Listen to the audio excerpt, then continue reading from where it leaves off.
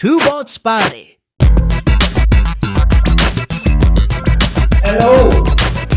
It's our third episode po. Tubats tayo, pre! Tubats. Kasi ang plano lang natin, one episode. One and done. Umusap na tayo, mga kapatid. Tubats tayo. Tubats tayo. Dapat stories. Pero medyo nakikilala na tayo. May nabasa akong message nung second episode. Ang sabi? Ano sabi? Mga idol, ang galing nyo po. Lalong-lalo na yung sa gitna, si Kun. Ana Salazar. Asawa ko. In fairness, very supportive po. Ilan pa lang po subscriber na. Lahat po ng family member namin yung subscribers namin. Alangan naman. February ngayon, syempre, Heart Month. Araw ng mga puso. Araw ng mga puso. So, Ano Valentine's ba Day. masasabi mo sa Valentine's? Kumusta Valentine's? Huwag muna, wala ta. Hindi, Valentine's Day, Heart Month eh. Kaso nga lang ang isa na sa napansin ko this year Oh. kasabay niya ang start ng Quaresma, yung February 14. Para sa mga Catholic, Ash Wednesday. nakasama yung Ash Wednesday. So, I just want to ipasok lang yun kasi syempre for other audiences natin, majorities, I'm sure, Catholic and Christians, and they can relate sa mga ganun. Kaya yung mga meme, kalahating puso, kalahating koso. So heart month, pero ano ba rin tayo? Heart to heart talk tayo dito ngayon for this episode. Sa tagal-tagal na nilagay ko sa mundo, parang ngayon ko lang na-experience yung nagsabay. Diba? Kaya nga ako rin. Nakakaano lang kasi hindi mo alam kung faith ka muna or ano. Pero syempre, as a practicing Catholic, God first. Syempre, dun tayo sa Nag-uusap nga kami sa bahay. Diba? Ano yung ibig sabihin ng cross na ganyan? May mga nagsasabi ng totoo sa diba? Oh. Kasi galing tayo sa abo. Sa abo tayo babalik. That's what it means. Sabi ko naman sa SB ko, hindi. Ang ibig sabihin niyan, plus sign. Ibig sabihin positive. Positive ka sa kasalanan. Putangin mo. Positive ka sa kasalanan. Hayop ka. Ang bagong buhay. maganda yun. Magandang punto yun. Yun. Yung tanong mo kanina, how I celebrated yung Valentine's sa church. Kasi yun nga, Ash Wednesday. Bait talaga ito no? Wala sa itsura. Wait, siya. Salamat bro! Ang bait mo! Thank you sa papuri. So nag-post ka niyan na may ganun ang kasama. Ay, hindi. Di ako nagpo-post ng ganun yung sa Ash Wednesday. Pinost ko lang na nag-church ako. Yun, that's it. The other. Tinatago ko yung mukha ko eh. Ang sa Valentine's. Ako, ang ipinaniniwala ko sa Valentine's, diba? Pag may mahal ka sa buhay, bigyan mo yan ng maraming bulaklak. Bigyan mo ng isang single stem. Parehas lang yung impact. Parehas lang. Nasubuhan ko na yan sa SME ko na. So, binigyan mo ng bulaklak mo yun. Ngayon, binigay ko sa kanya, single stem. Dati talagang binibigyan ko mararami, ganyan. Pero nakita ko yung mukha niya, same excitement, ganyan. Parang pag binigay ko sa kanya, gusto niya na akong hilahin na mag-social. Sa tagong lugar, ganyan. So, alam mo yun? Mahal kita. Oo, same excitement which is, I admire my wife. Ikaw, bro?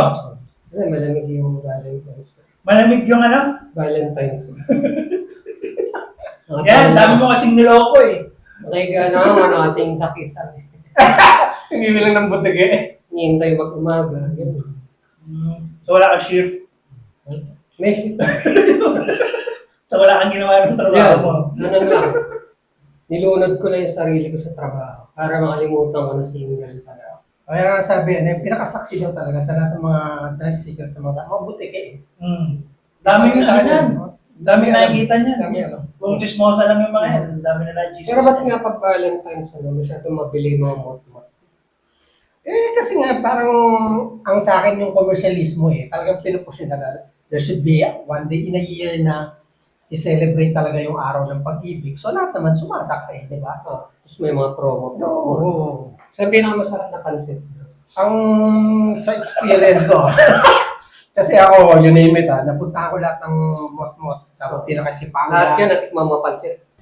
Yung iba, walang pansit. Kasi ano lang yun. Usually, pansit chicken yun. Oo, yung mga halimbawa sa mga, Pichugen. pumunta ka sa mga welcome Proponda in, ganyan. mga experiment sa mga Cubao, yung mga side street, ano doon. Pero ang sa akin, Dahlia. Flower group. Oo, sa flower, no? Sikat na sikat sa pansit yan. Sabi nga, ano daw eh, minsan kahit di naman mag-check-in, mag-drive-thru lang. Tapos mayroon silang ano doon upuan sa Napes. Parang yung recover mo mabilis. Recovery. Iba yung nilalagay nila siguro. Kaya Try nga yun. after ginagana. Alam mo mga ganyan. Talaga ba? Hindi mo nasubukan? Dahil nga love month ngayon, ang topic natin, napakaganda. Tungkol sa mga exes. Okay. Ganda, di ba? May kilala ko dito. Butang ina. Love month, tapos ex. Hindi, kasi di ba ang daming hiwalayan lately. Mhm. Parang naging, ano eh. Naging trend eh. di Oo. ba? Bea Dominic From ang last naitas. year. As a man, regarding dyan sa prenup ng babae, kung ikaw talagang mahal mo yung tao, papayag din naman sa prenup kasi lalaki, kasi papatunayan mo yung lalaki din, di ba? Sa akin Ikaw yun. yung magpa-provide eh. In the first place, napundar niya na yun before. Pero hindi naman natin alam kung ano ba talaga siya. Hindi, yung kung yung, Ang totoo. yung part na yun ng Ang totoo. totoong hiwalay, yung Hindi daw. pinag-hiwalay. Sabi yung condo daw, hindi pala kanya. Di halimbawa totoo, Kunyari, totoo. tapos magagalit siya. Tapos Wala, mamayaw. Wala akong believe sa kanya. Mababaw yun. In short, hindi siya lalaki talaga. Eh, kasi- Mali yung bird niya. Yung sabihin Hindi. niya. First place, kung yan ang reason, kaya hindi ka magpapakasal, eh di ibig sabihin, kaya Pero maniligawan yung Bea. Pero, So hindi nga natin alam exactly. Susukatin mo yung So, pag-ibig dahil sa ano, diba? so, pero dito kasi sa Pilipinas, automatic eh. No? Hindi ka, parang walang appeal yata dito. Yung regarding sa divorce, yung pag Wala naman kasi tayo divorce. Sa Annulment lang. annulment. Yun. well, kung halimbawa, yung kayamanan na yun, na paghahatian nyo, sabay niyong pinaghirapan na magkasama ka. Oo. Okay lang yun. Pero yung kayamanan na yun, hahatiin nyo, na pinaghirapan ng asawa. Isa. Parang kapal na mukha mo eh. Ako kasi ganito, view ko dyan. Halimbawa, ikaw lalaki. Tapos ikaw yung parang kakat doon sa pinaghirapan ng babae. Parang pangit. Pero kung yung babae, kakat sa'yo, ako tingin ko okay. Okay lang. Kasi, Oo. kasi, Kasi ikaw talaga yung provider. provider. Unless tumanggi yung babae. Ano yun eh, parang hindi naman sa pagiging patriarchal, di ba? Lalaki tayo eh. Okay lang tayo mag-share. Pero yung parang hindi yata maganda na lalaki ka tapos ikaw yung sumasawsaw dun sa kanya. Di ba? Exactly. Ako, I'd rather magdildil ako ng asin than ganyan. Yun na nga. Hindi naman sa mamalinis ha. Pero yun yung ko, yung stand ko about yung mga ganyan bagay. I see. Kasi sa US, yung mga ganong merong nag-a-appeal. Yun nga, yung parang, kasi utol din sinabi, pinaghirapan na ng tao yung pera, bago kayo kinasal. Inappeal nila na hindi pwede. Yung naunang mga properties ko. Pwede pwedeng paghatian. Ano Yung naman pinaghirapan? kung saan nagsama na kami. Oo, tama Yung lang. point na nagsama kami, doon lang yung pwedeng paghatian. Hmm. Pero yung pinaghirapan ko before our marriage, hindi wala siyang karapatan dyan. Fair yun sa akin. Oo. It makes sense kasi kunyari ikaw, babae ka na, tapos meron din naman na maasa sa'yo na immediate family mo. Di ba? Halimbawa, magulang mo, na pwede mong pagbigyan. Mag-iwalay na kayo ng lalaki, bakit naman din mo? Kaya, Ibibigay. Di, mas unahin mo magulang mo. Di ba? Tsaka syempre, pag nag-iwalay kayo, may iba ng priorities mo, hindi na siya. Di ba? tsaka yun nga pala. So, ex na nga yan. So, pero sa tagal natin, na magtotropa, totoo to. Sa tagal natin magtotropa, parang hindi natin napag-uusapan ng ex. Hindi kasi. Ano? Hindi ka. Tingnan mo, hindi kasi. Hindi nga kasi. Tingnan mo Hindi kasi normal sa lalaki din talaga. isa yun. And bukod doon, sa atin kasi, bukod kasi daddy ko sa pamilya, ito, so malabo magkaroon. To begin with. Sa ating dalawa, pag may jowa ka, hindi naman tayo magkasama parati yung mga time na may jowa ka. Diba? Nung may jowa ako, hindi rin tayo magkasama kasi ibang rin ako. Kaya hindi rin na pag-uusapan. So, this is parang, ito pa lang yung first time na pag-uusapan. Ewan ko, siguro sa iba na mga tropa natin, may nakakausap ka. Pero sa atin kasi, parang tayo lang yung madalas mas parang priority na lang yung magkamustahan tayo, okay ba tayo, rather Hindi, pero tingin ko bukod nga dahil, ewan ko, hindi nga normal sa lalaki talaga yun. Yun yung nakikita ko talaga. Hindi ka tulad ng babae, pag-uusapan. Pero ako, Oo, kasi parang pangit yung kiss and tell. pero ako, nung time kasi na, halimbawa, nagkakaroon ng problema yung kami, nung ex-wife ko. Ito, talaga takbo ako to. Ayun, ngayon, nakakapag... Oo. Yan yung nananermon sa akin, na parang, ganito dapat, ganyan. At sira ulo to, pagka talagang, yung mga ganun may problema ako, yan ang number one takbo ako. Aminado naman ako dun. Diba? Hanggang ngayon, stress reliever ko yan. Yeah, exactly. Kumbaga, parang we are out of the picture of ano. Tapos kung may mga time na parang hindi na natin kaya, doon lang nag-reach out. Pero yung mga time sa kaya mo, na yun, nawala, ex mo na, wala naman eh. Nalalaman na lang namin. Pero ex mo like na. in terms of half day, di ba? Yung half day ng Lalaki tayo eh. break up nung mga ex mo. Parang, how is it?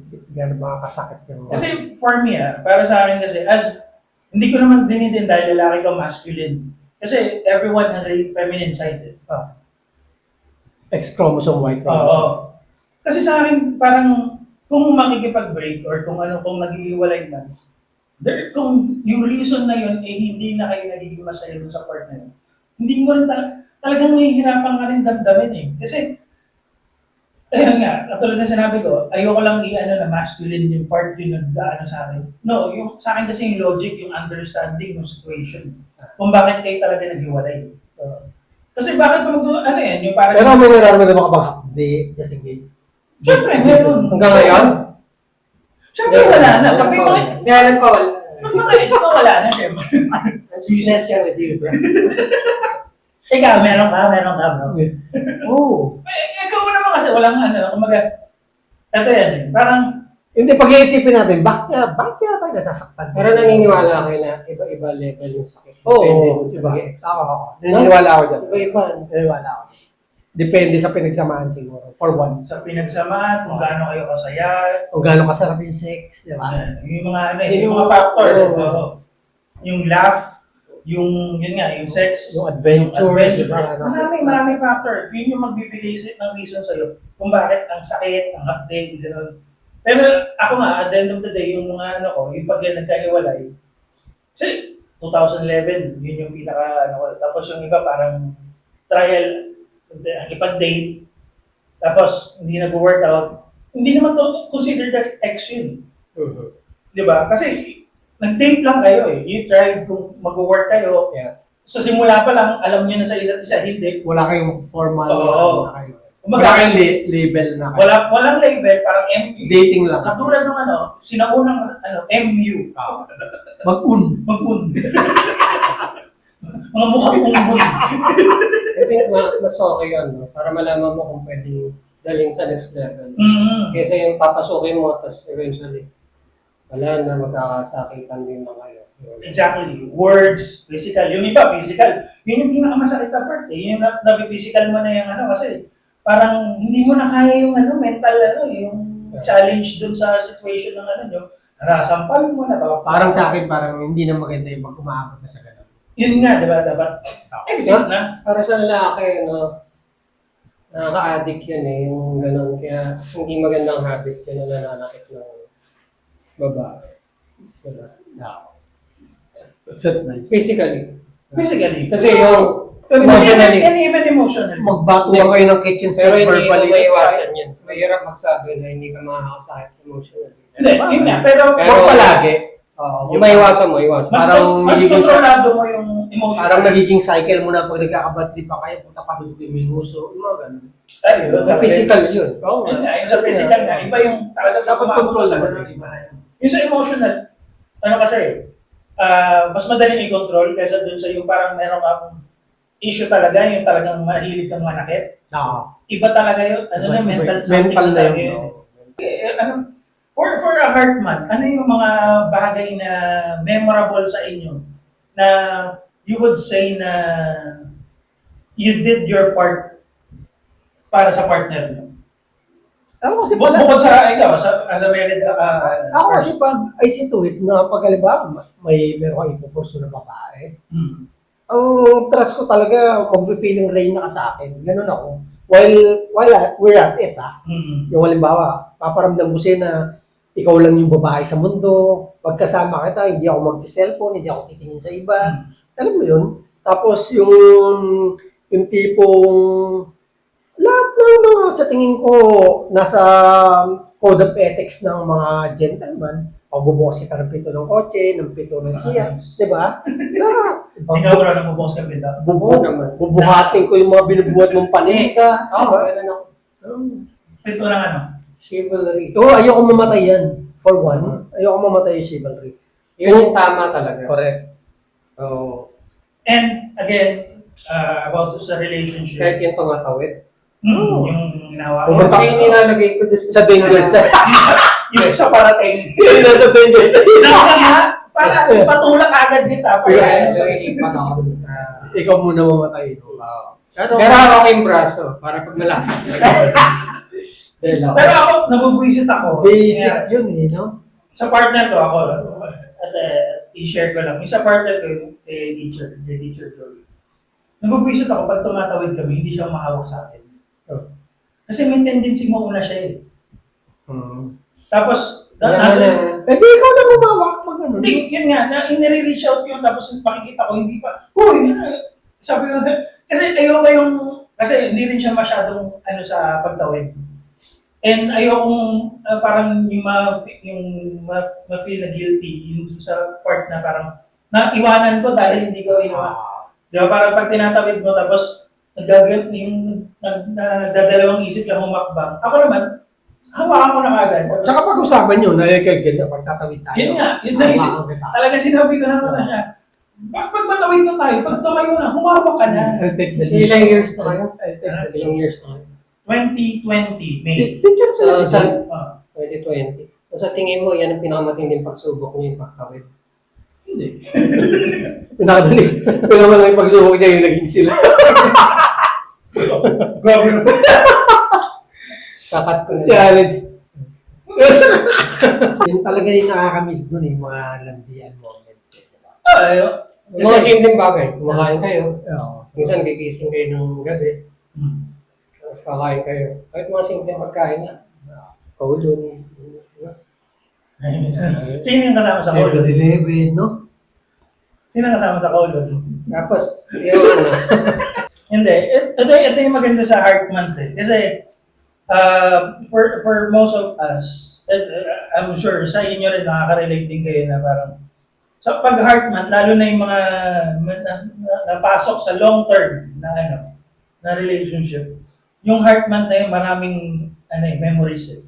Maraming ginagawang memories lang kasi yung iba hindi sumasabay sa Heart Month, sa February 14, 15, 16, 17 nila sineselebrate. Pero still, they create memories na para dun sa month na yun talaga nila nakaalat. Pero alam niyo ako, to be honest, as sweet as I am. Medyo may pag-grinchy ako with regards sa kasi parang nasa back ng mind ko, putangin ng komersyalismo talaga. Kung ano-ano mga kinikreate ng mga okasyon. Isa rin Parang, yun. kaya, pero I made it clear naman kay Ana na ganito. Pero just for the heck of it, di ba? Ginagawa ko pa rin. Magde-date kami, magbibiyaw. Pero alam kong ginagawa ko yun, sumasakay lang ako sa komersyalismo, di ba?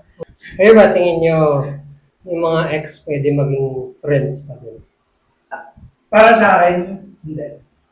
Para sa inyo. Bakit? Kasi ganito lang yan. As I respect for your current partner. Kung may partner ka. Hindi, Kasi- kung halimbawa, matagal kayong walang naging kapartner after Kung break wala, kayo. kung wala kang partner ngayon, present, kunyari ngayon wala kang partner, Oh. naging tropa mo yung ex mo, okay lang. Okay. Bakit? Kasi yun na yun. Naset nyo na yung boundaries nyo standard na yung nyo, Oh. na nandun na. Okay Hindi- lang hindi yun. tayo okay romantically with everything, wala, hindi tayo tropa lang talaga tayo. O, di friends pa rin. Yeah, Okay lang yun kahit nga. may partner. Pero- Basta wala ka naman, alam mo boundaries mo. Respetos dun sa relasyon. Ako, Hindi rin eh. Kasi sa akin, para sa akin yung partner mo kasi imposible hindi yan eh. Pag ikaw naman na may partner, baka magselos. Oo, kasi kung siya, tapos ako kasi, yung from at this age, yung at this, 40s, in my early 40s, up to my late 30s, ang laki nung nagbago sa akin, Na, sa thinking sa mga ganon. Kung kakaibigan mo, walang problema sa akin. Yun yun, sinasabi mo, as long as you know your boundaries. Pero sa akin, hindi ko gagawin. Kasi iba pa rin ang, yun nga, as a man, Hindi, tsaka siguro, alam mo yung sarili mo, yung personality mo na baka Hindi yun eh. baka bumigay ka ulit. Hindi. Pag-usapan naman natin yung old school. Yung dati. Oh. Paano kayo sa mga, nung dati, sa mga... Makapagtanong ka sa kanya. Including ako. Pag old school ako agad. Hindi, including ako. Hindi, including ako. Paano kayo dati? Pag old school, yung mata mo gumagano sa akin. Sa direksyon mo. Ayusin mo. Ayusin mo. Ha? Nakatingtig ka eh. Hindi. Late 80s. Ano yung ways dati? Hindi. Walang, before. Hindi kasi, Inabot ko yung era na walang internet. oh. Landline lang. So ano yan, pag makikipag-iwalay ka ba? Hindi, yung naliligaw ka. Paano kayo yung time na ano? Ang ina, ibang klase dati. Hmm. Yung talagang sobrang, parang pananalig mo sa Panginoon na may faith ka na hindi mo nakikita. Kasi mag-uusap lang kayo sa landline eh. Kami nga, wala pa kami telepono dati. Yung nakikitawag lang ako sa mga bakery, ganyan. Tatawagan mo yun, basta magkikita tayo. Imagine ko na yung panahon na yun. Mas maganda, mas maganda yun. Imagine ko na yung panahon na yun. At titinik ng mga, may mga nakakabuntis. Kasi walang telepono, walang ano. Di ba? Bigla na Pero, lang. pero amazingly, magkikita kayo, andun kayo, at ang pinaka-ano nyo, halimbawa, Yung oras. give or take, yung oras, yung halimbawa, oras talagang maghihintay ako, 2 hours lang. Kita tayo alas 4 sa plaza. Oo, mga ganun. Sa Hindi Alimol, malapit doon. sa Alimol, sa Fountain. Kung wala kang landline, yung isa pang na-experience ko, yung nung walang time na nung wala pa kaming landline, yun nga, yung pupunta ka sa tindahan, tawag ka. Nung hindi yung tropa ng nililigawan mo yung kakausapin mo. Oo. Ang gagawin mo? Meron pang ganito, magbibiling ka doon sa may-ari ng telepono. Natignahan na, madam, binigay ko po itong telepono nyo. Baka pag tumawag po, kunin nyo na lang yung message. Tapos babalikan mo yun, bro. Drama. Pero siyempre mo, mas for me mas effective siya, mas matatag yung Ibang klase. yung Ibang relationship klase. na nabuo sa gano'n, rather than yung sa chat, Naniniwala. sa email, sa Ako, messenger. ako, naniniwala ako kasi depende sa tao. Di ba? Hindi dahil sa, ano, Pero marami rin naman naghiwalay ng panahon na yun. Alam mo, ang difference lang talaga ngayon. Mas nalalaman natin yung mga naghihiwalay. Kasi, ang bilis kumikat ng balita. Di ba? Sa Influx ng media. information. Kumbaga dati, mga artista maghihiwalay. Malalaman Wala mo ka alam, lang di ba? sa ilang news, ano na mga bago, magazine. ilang buwan mo na makakalipas. Kumbaga ngayon, hindi pa nagkiklaim na hiwalay. Alam mo na naghihiwalay. Diba? Sa dami ng marites eh. Pero, Yun aminin nga, natin. pasok natin dahil nga ngayon, difference compared dun sa dati. Social media, pag may ex ka, sabi mo, i-stock mo yung ex mo, di ba? Alam mo. Wala like mo pa yung picture na hindi sinasadya. Parang ginagawa mo po eh. Kasi sino yung ano. Nag-stock ako ng ex pero pilit. Narinig niya. Hindi, tama naman yun. Tama naman yun. Pero pilit. Oo. Kasi hindi, pero walang effort yun na, nung sinabi ko yun. Like, alam mo kasi sa sarili mo kung sino yung gusto mong stock talaga. Oo. Hindi Kahit makita niya na Hindi in-stock. dahil ex ko to. Oo. Gusto ko to. Hindi dahil ganun. Kumbaga, alam mo talaga kung sino yung stock ko. Minado naman ako gusto ko. Like, minsan gusto mo pa nga Pero hindi makita na lahat ng ex ko. Oo. Parang gusto mo pa nga makita na in-stock mo siya. Parang gusto mo iparamdam. Kasi parang she's worth it eh. Di ba? She's worth stalking. Pero yun nga. I think until early 2000, wala namang mga ganyan eh. Di ba? Kasi Facebook talaga yung nagpasabog ng ganyan na single to in a relationship. Biglang in a relationship, Yung back to complicated. single. Tsaka yung complicated. Tsaka ngayon, sobrang galing na ng mga tao gumawa ng mga kung ano-anong label sa mga kung ano-anong klase ng tao. O tangin na ngayon, kahit anong kilos mo, may label ka eh, di So, ba? I think yun yun din yung nagdadagdag ng parang depression sa mga friends. Kasi ang bilis mo makita. Eh, minsan tayo masokista eh. Tsaka lalagyan mo ng label, sorry, tangin na ganun pala. Tsaka masokista eh, gusto ko masaktan. Titignan mo nga siya, tsaka yung bago niya. Yeah. Naniniwala kayo, best form of revenge sa ex is to just move on quietly. Diba? Oh, Tapos makikita na okay ka. Pero hindi naman kailangan ng revenge. What I'm trying to say is, Yung mapakita mo lang kung ano yung what you missed out, ano yung parang, kunyari, may hindi, para rin sa sarili. Oo nga, yung kunyari may sinasabi sa'yo na I don't see the future with you. Yung mga Oo. ganun mga ano, na parang wala ko nakikita growth sa ating Para si dalawa. Popoy, gano'n. Oo, yung di ba yun nga, yung kung ano yung mga naano natin sa movie. Okay.